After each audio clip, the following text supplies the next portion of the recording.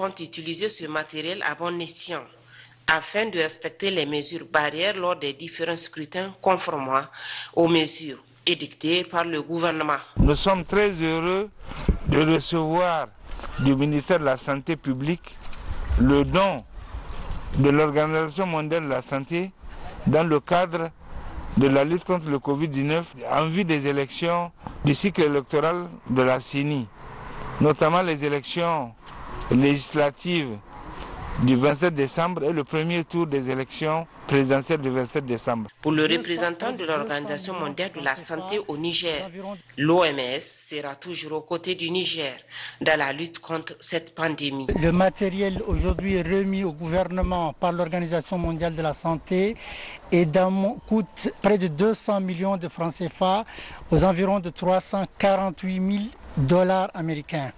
Ce matériel se compose de masques chirurgicaux, de masques faciaux, de combinaisons jetables, de thermoflash pour l'utilisation dans les bureaux de vote pour le premier tour qu'éventuellement pour le second tour. La CENI s'engage à ce que l'acquisition de ces kits soit entièrement gratuite, selon le représentant de la CENI présent à cette cérémonie. Dans le cadre de la lutte contre la pandémie de la Covid-19, l'ONG Hetamat a procédé lundi dernier à Agadez à la remise d'un important lot de matériel de lutte contre la maladie. C'était en présence de plusieurs invités. Le point avec Al-Gabout, Alex Sadek et Ibrahim Amadou. Il s'agit de 8 thermomètres laser, 12 combinaisons de protection, 2000 paires de gants stérilisés et 6 panneaux de signalisation.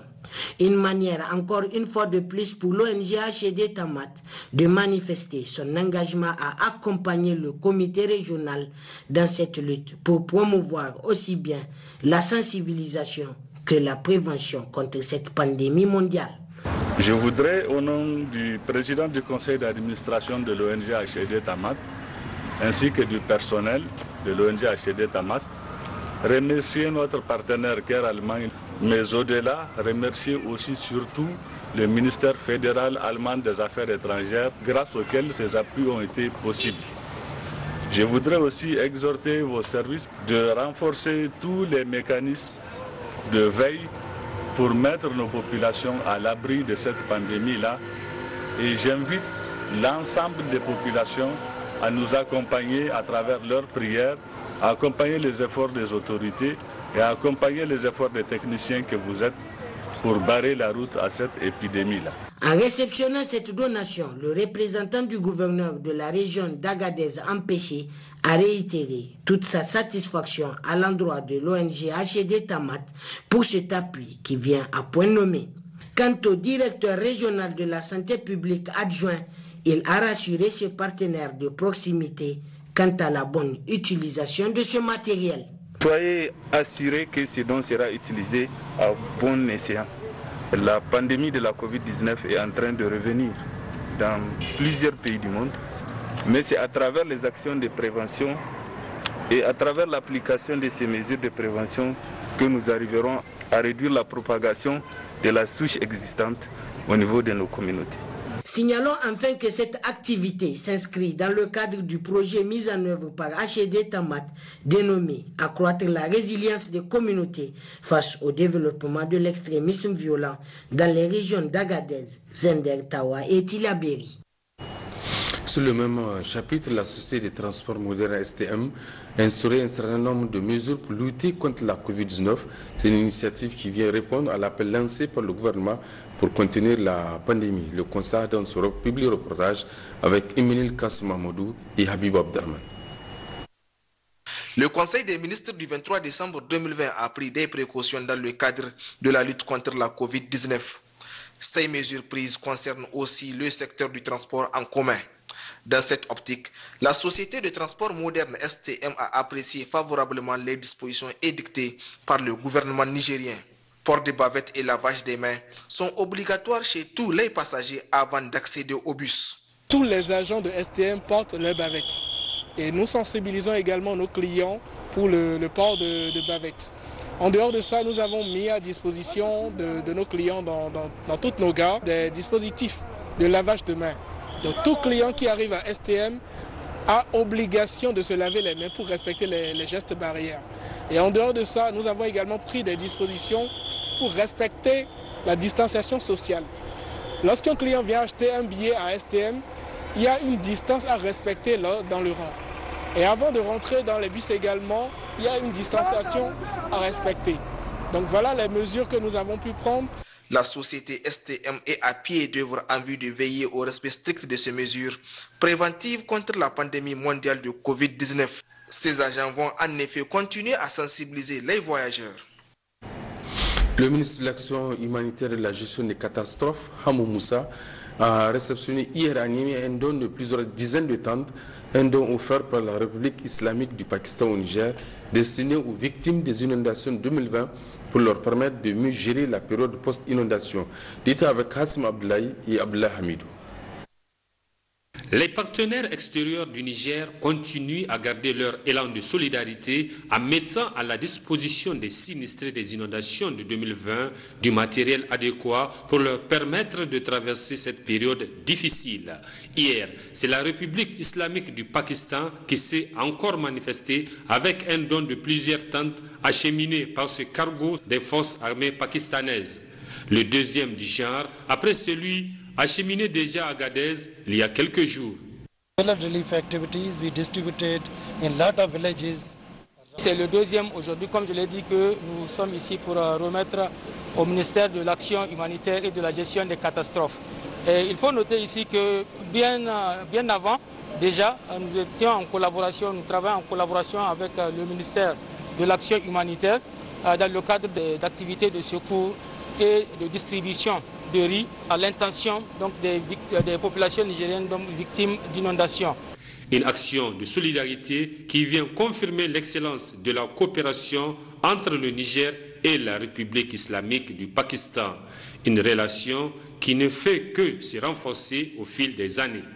La République islamique du Pakistan a été toujours aux côtés des populations les plus démunies.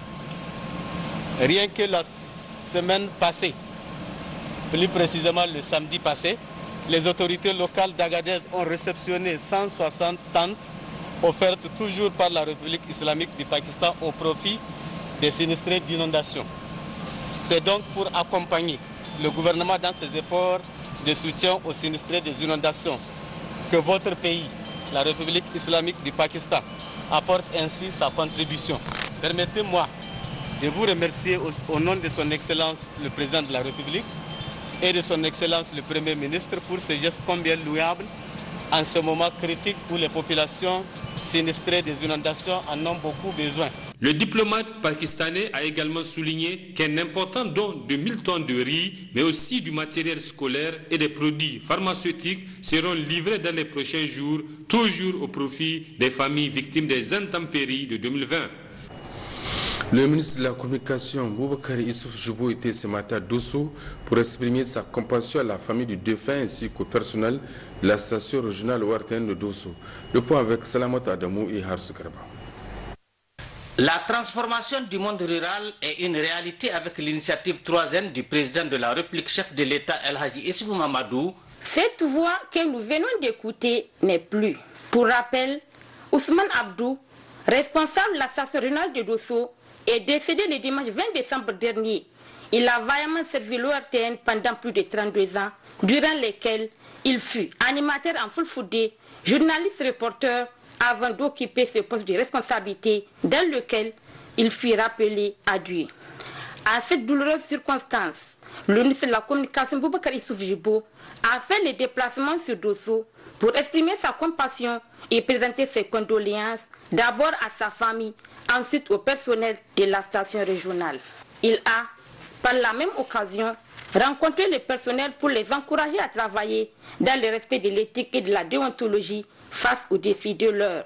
Nous sommes organisés cette matinée pour présenter des vives voix nom du président de la République et de l'ensemble du gouvernement les condoléances à la famille de l'illustre disparu et à l'ensemble de ses collaborateurs, à toute la région de Dosso qu'il a su servir avec abnégation et détermination.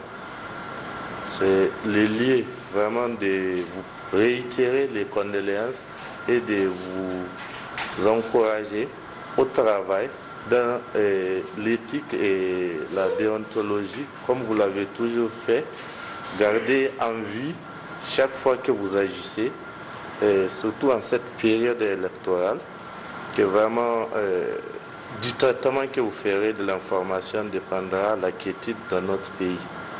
Nous sommes vraiment dans une situation assez critique, parce que qui dit élection dit sensibilité.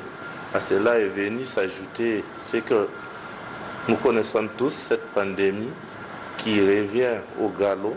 Vous êtes aujourd'hui l'un des remparts pour le gouvernement pour faire face à cette maladie. Notons enfin que le ministre de la Communication, Boubacar Jibo, a rendu une visite de courtoisie à l'honorable sultan de Dosso, Jérôme Kouemedine Seydou, pour lui transmettre les salutations des autorités de la 7e République et surtout profiter de ses conseils et connaissances de sagesse afin d'assurer la relève de la continuité. Sur un tout autre cadre, le palais de congrès de Niamey a abrité hier après-midi les travaux du forum dit de formation de plaidoyer des femmes et des jeunes sur la culture de la paix pour des élections apaisées au Niger. Initiative de la Commission électorale nationale indépendante soutenue par le PNUD. Détail avec Abdelaziz Issaka et Suleiman Wali. Ce forum a enregistré l'adhésion massive des femmes et jeunes, filles et garçons venus des différents quartiers de Niamey. Il constitue la couche ciblée par les initiateurs pour la promotion de la culture citoyenne pour des élections apaisées au Niger. L'organisation des élections apaisées est au cœur des préoccupations des plus hautes autorités de notre pays. C'est pourquoi la CENI, en tant qu'institution chargée des questions électorales, s'inscrit dans cette dynamique. Noble gage d'une stabilité institutionnelle et d'un développement durable. C'est pourquoi la CENI a voulu cette activité-là en impliquant les femmes. Parce que nous savons que les jeunes et les femmes sont en première ligne dans les rassemblements électoraux, d'où l'importance de les accompagner. Activités culturelles, d'éveil, d'éducation et de distraction, questions et réponses sur les élections et la citoyenneté responsable ont constitué les moments forts de cette rencontre.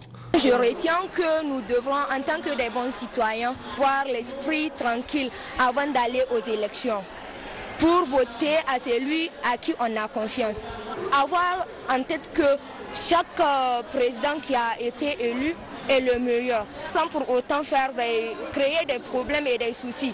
Nous devrons accepter celui qui a été élu. Nous avons parlé sur les femmes et les enfants, et les jeunes plutôt, parce qu'aujourd'hui, on ne peut rien faire aujourd'hui sans la femme et la jeunesse.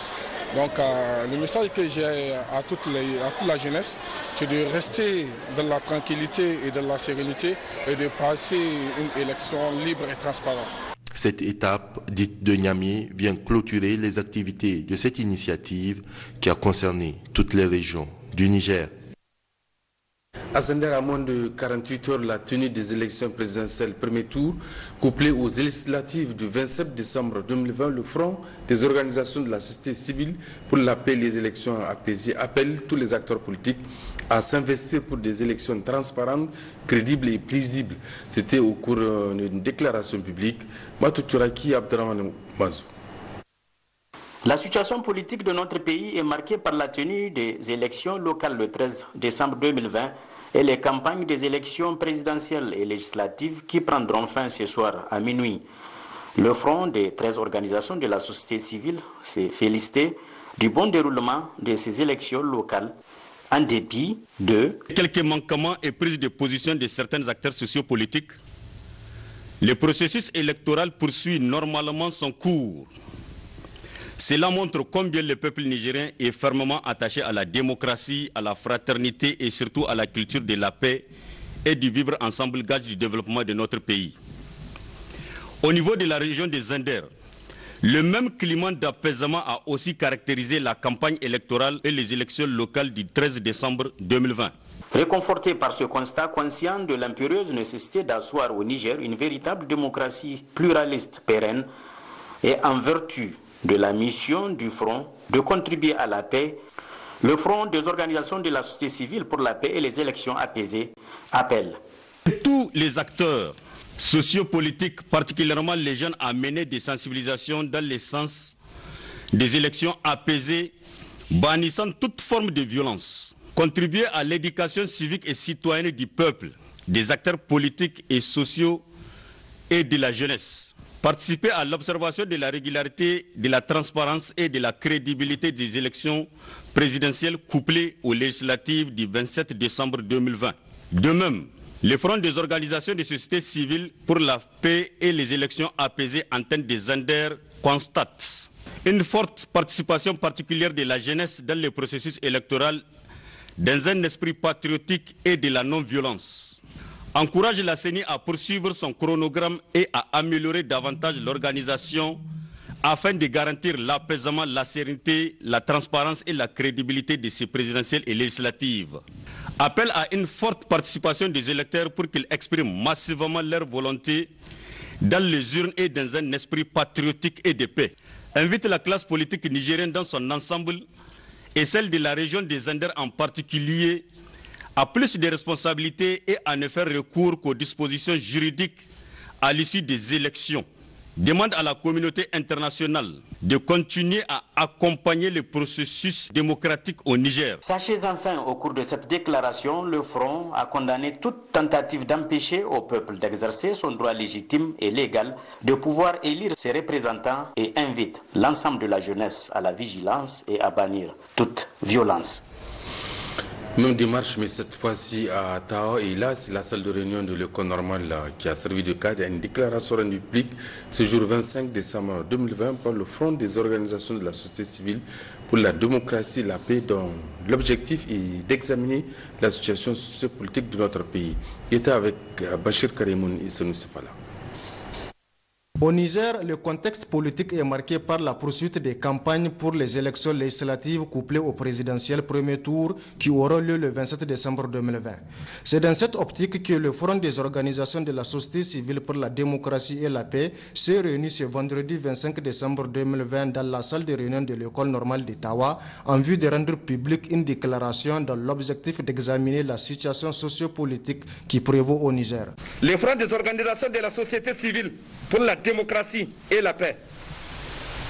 1. Constate que les élections locales se sont déroulées dans le calme et la transparence, en dépit de quelques insuffisances mineures qui ne sont pas de nature à entacher la crédibilité du scrutin.